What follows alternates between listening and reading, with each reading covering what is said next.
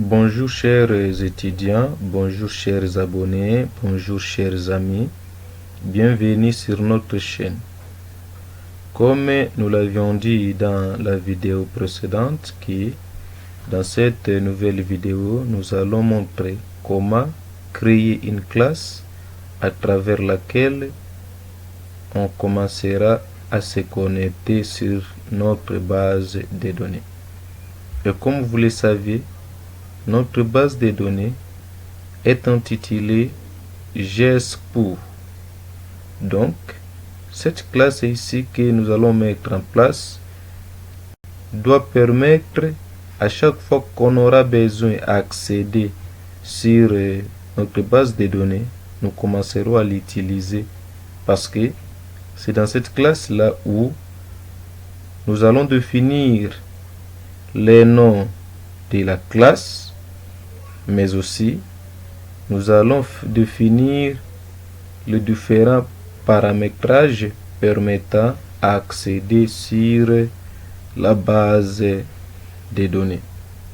Sans plus tarder, nous allons ouvrir le projet.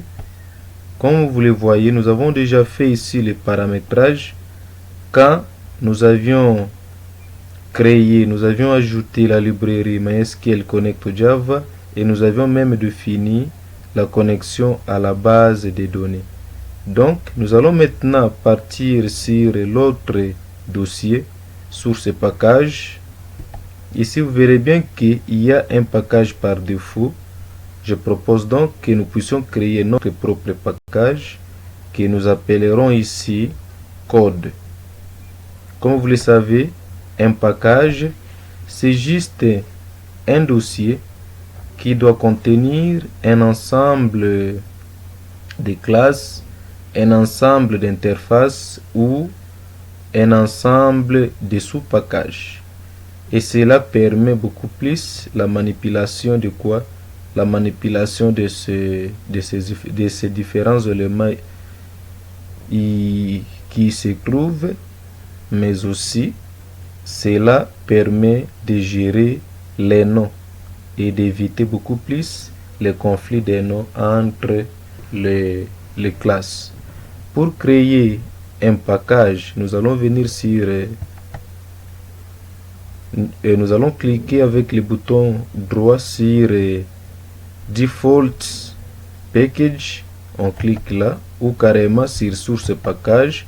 Vous pouvez cliquer avec le bouton droit sur Source Package, mais ici je propose qu'on clique avec le bouton droit ici sur Source Package, puis nous allons faire New et après on doit venir sur Java Package.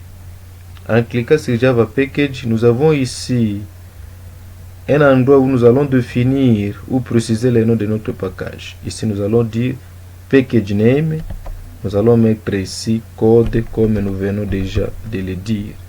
Et vous allez voir que notre package code est dans le projet gestion cours et ça se trouve dans source package qui est dans C user Nolda document NetBeans gestion cours CRS code. Donc pour voir notre package code, vous pouvez suivre ce schéma ici et vous allez droit accéder au package. Et une fois fini, nous allons faire Finish. En faisant Finish, vous trouverez que là où il y avait Default Package, ça change automatiquement en code. Et dans code ici, nous allons créer maintenant notre classe. La classe ici qui doit permettre à se connecter à la base de données. Et pour nous, notre classe ici sera appelée connecteur. D'où, pour créer une classe, nous allons venir sur code, on appelle le menu contextuel, puis on fait new, on doit aller sur Java Class. Étant sur Java Class, nous allons définir le nom de notre classe. Et pour nous, notre classe doit porter le nom connecteur. Comme c'est la classe qui doit permettre à faire quoi? À chaque fois qu'on aura besoin de se connecter à la base de données, d'utiliser enfin de répondre à cette fin-là. Et que donc, comme nous venons déjà de définir les noms connecteurs, ça se trouve dans le projet gestion cours, dans le package code. Nous allons alors faire finish. En faisant finish, vous trouverez bien qu'ici, j'ai une classe. Dans cette classe, je vais maintenant y coder. Le code pourra me permettre d'accéder à la base de données. Avant toute chose, nous allons ici déclarer la connexion. On doit faire connexion. On définit le nom de notre connexion. Je propose que nous puissions mettre conne. Point virgule. Regardez. On a l'impression que mon instruction ici a une erreur parce que c'est souligné. Parce que toutes les lignes de code contenant les erreurs sont soulignées en rouge. L'éditeur, comme c'est un outil d'intelligence artificielle, l'éditeur capte l'erreur et souligne en rouge.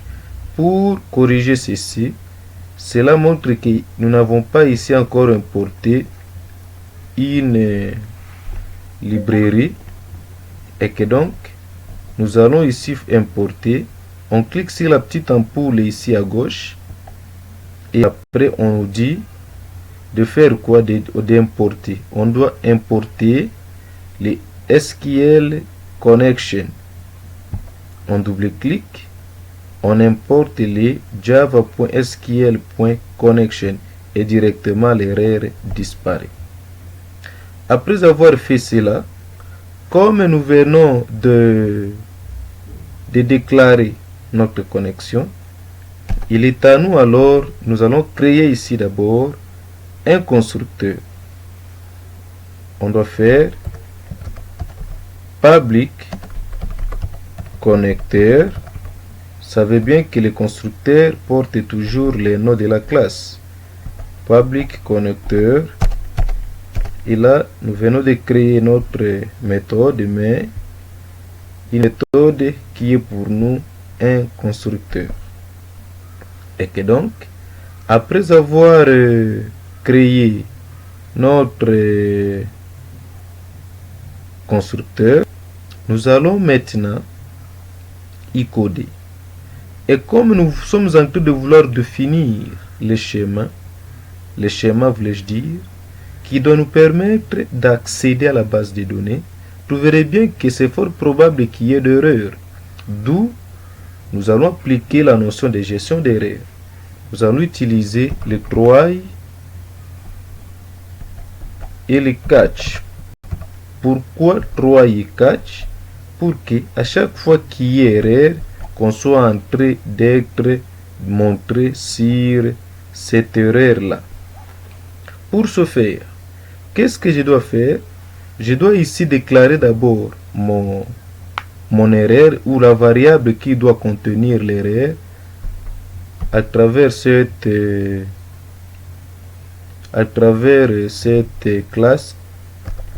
classe not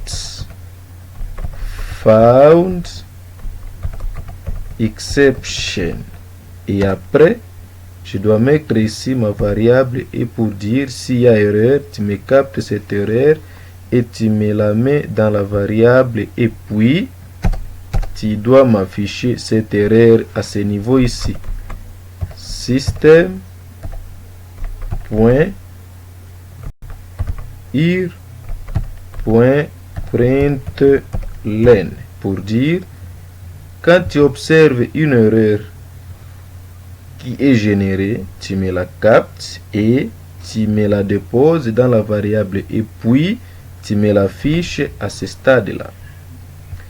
Comme vous venez de le voir, j'ai déjà ici une erreur, plutôt j'ai déjà ici déclaré ma variable et que donc à côté ici c'est comme qui dirait il y a une erreur. Dans ce cas, je dois tout de même essayer. Je dois essayer de faire quoi? Je dois essayer ici de vérifier bien l'orthographe Ici, c'est exception. Moi, j'ai mal écrit.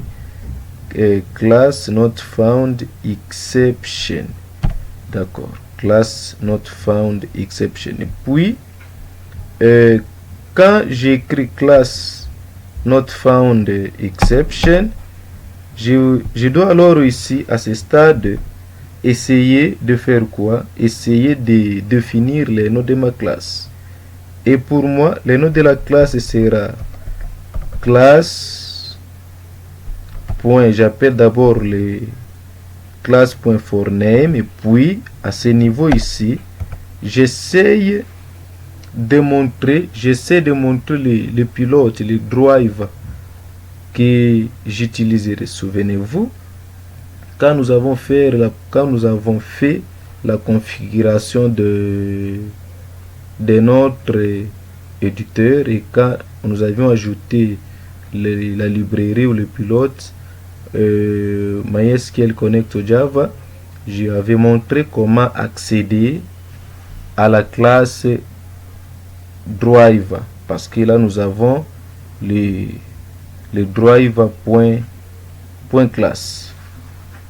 Et que donc à ce niveau ici, qu'est-ce que je vais faire?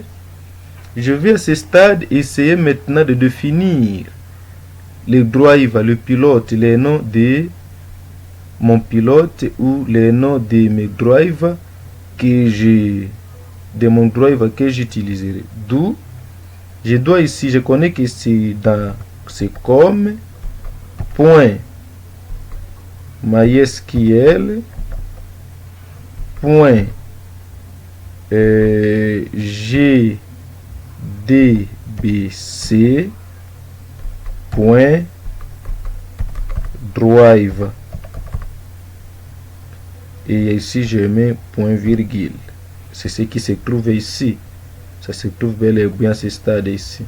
Quand vous venez ici, c'est libraries MySQL GDBC driver et que vous venez point .circom point MySQL point GDBC et après vous allez trouver ici driver.class. On cherche ça, driver, ça se trouve là. C'est ce que nous venons là-bas de faire quoi? De définir les noms de cette classe, classe là. Alors, comme nous venons déjà de définir les noms, qu'est-ce que nous allons faire ensuite? Nous allons maintenant essayer de faire les différentes configurations où nous allons définir les schémas d'accès vers notre base de données. Et nous savons bien que il peut aussi y arriver une erreur parce que nous allons ici essayer alors de définir le schéma qui doit nous orienter vers notre base de données.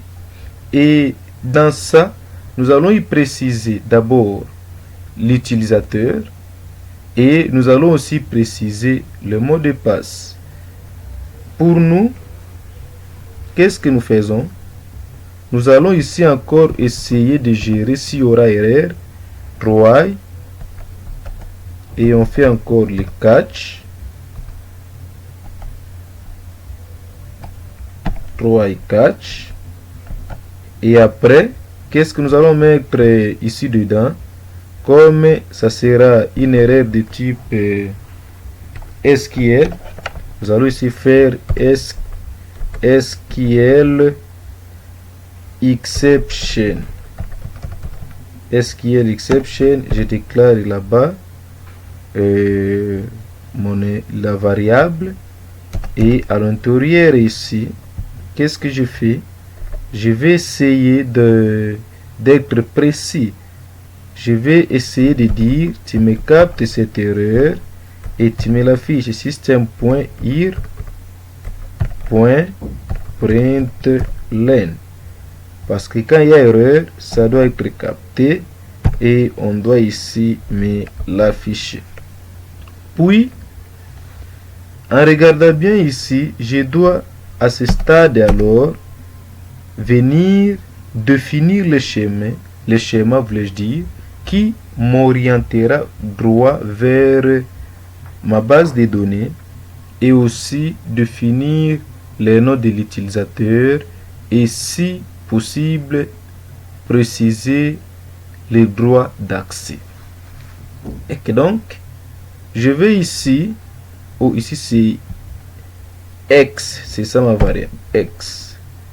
Et à ce niveau aussi, je vais importer les java.sql exception. J'importe cette librairie là, java.sql exception. Alors, qu'est-ce que je fais ensuite? Je vais à ce stade dire ceci. Comme j'ai déjà déclaré ma variable connexion, je vais maintenant dire con égale, parce que con égale, je vais dire driver manager point get connection, driver manager point get connection. Puis à ce niveau ici, je vais essayer d'être beaucoup plus précis. Je vais montrer le schéma vers ma base de données. Alors, qu'est-ce que je fais ici? Ici, je dis routes, utilisateur routes, très bien. Et après, je mets ici, je dis le mot de passe, il n'y aura rien comme mot de passe. Et à ce stade, je fais quoi? À ce stade, je vais faire ceci. GDBC, je viendrai maintenant prendre ceci.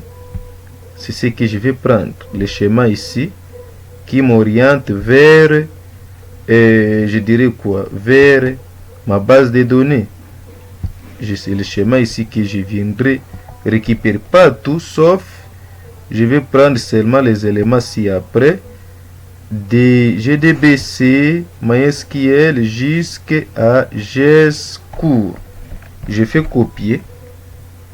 Et après, je colle ça à ce niveau. Donc, pour accéder à cette base de données, je vais passer par là.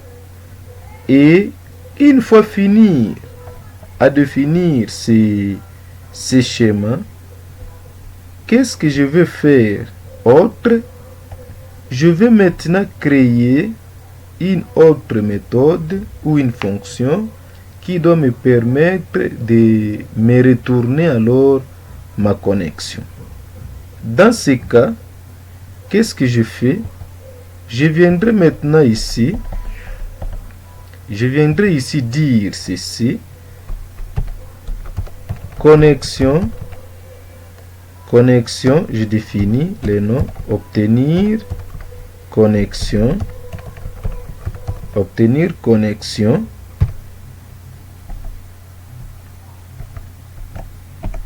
et après je dis connexion, obtenir connexion, et après je dis return. Tu dois me retourner la connexion. Return con. Connexion et obtenir connexion. Tu me retournes maintenant cette connexion. C'est-à-dire quoi? Cette fonction ici doit me permettre à chaque fois qu'on me renvoie quoi? Qu'on me renvoie la connexion. Et ici, cette instruction ici, ou cette ligne de code, c'est la ligne qui capte mon schéma vers ma base de données et qui détient tous les schémas d'accès.